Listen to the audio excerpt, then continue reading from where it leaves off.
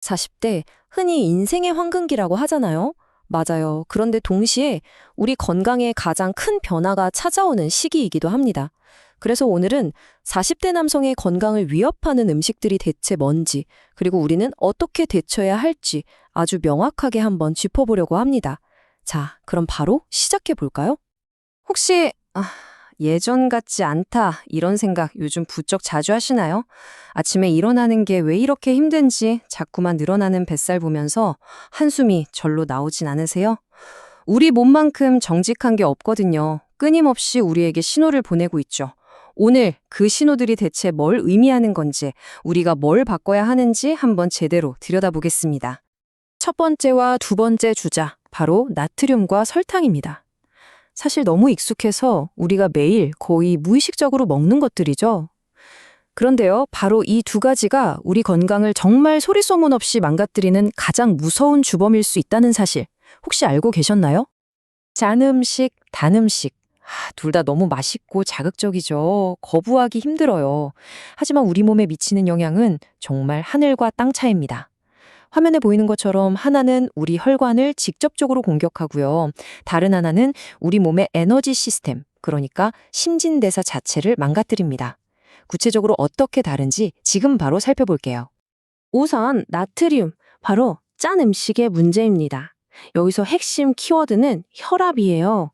짠 음식을 먹으면요, 우리 혈액 속 나트륨 농도가 확 올라가거든요. 그럼 몸이 이걸 희석하려고 혈관 안으로 수분을 막 끌어들여요. 마치 튜브에 바람을 너무 많이 넣는 것처럼 혈관이 빵빵해지면서 압력이 높아지는 거죠. 이게 바로 고혈압입니다. 이런 부담이 계속되면 혈관은 결국 손상되고 심장병이나 뇌졸중 같은 정말 무서운 병으로 이어질 수 있습니다. 자, 다음은 설탕입니다.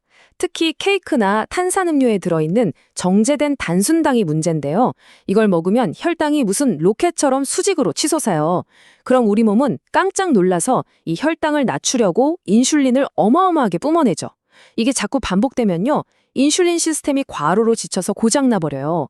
결국 처리되지 못한 당은 고스란히 뱃살, 즉 내장 지방으로 차곡차곡 쌓이게 됩니다.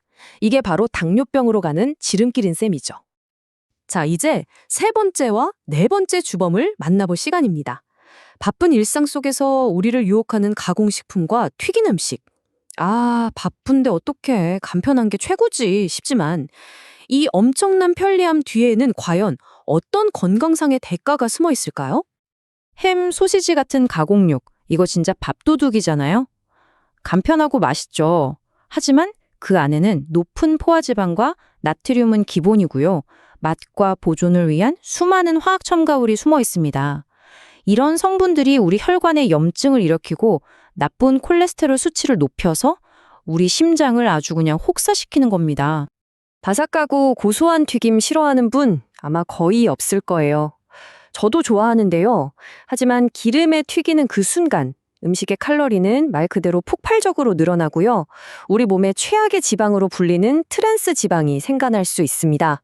바로 이게 복부 비만을 포함한 전반적인 체중 증가의 아주 핵심적인 원인 중 하나가 되는 거죠. 자, 그리고 대망의 마지막 다섯 번째입니다. 바로 술, 알코올이죠. 스트레스 풀려고 한 잔, 사회생활 때문에 한 잔. 이게 무슨 윤활유처럼 생각하기 쉽지만 사실 과도한 음주는 말 그대로 우리의 건강을 조금씩 하지만 아주 확실하게 갉아먹는 행위나 다름없습니다. 과음은 마치 도미노 같아요. 상상해보세요. 첫 번째 도미노, 즉 술 한 잔이 딱 넘어가는 순간 우리 몸의 해독기관, 특히 간이 비상근무에 들어갑니다. 근데 이게 매일 반복된다면요? 결국 간은 지치고 손상되겠죠? 그리고 남은 에너지는 고스란히 뱃살로 쌓이는 이런 연쇄 반응이 시작되는 겁니다. 그럼 그 도미노가 쓰러뜨리는 첫 번째, 그리고 가장 치명적인 타겟은 뭘까요? 네, 바로 간입니다. 이 숫자 1은 알코올이 공격하는 제1의 목표가 바로 우리 간이라는 뜻이에요.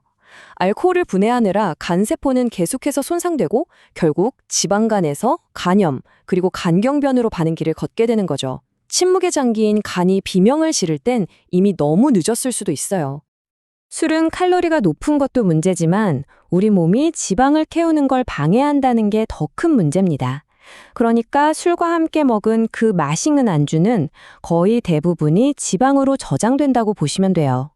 술 빼라는 말이 괜히 있는 게 아니죠. 자, 지금까지 건강을 위협하는 5가지를 살펴봤어요. 아, 먹을 게 하나도 없네 하고 겁부터 나실 수도 있어요.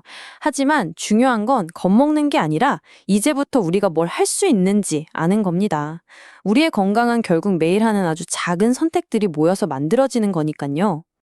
다시 한번 쫙 정리해 볼까요? 우리가 경계해야 할 5가지.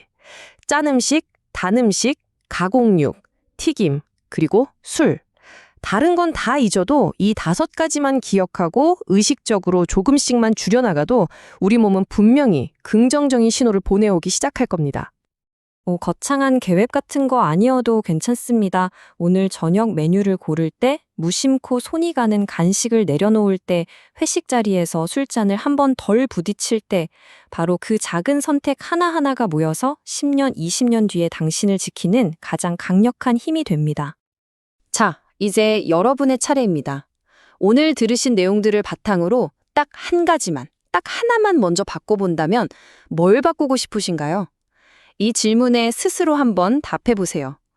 그것만으로도 당신의 건강한 변화는 바로 오늘 이미 시작된 겁니다.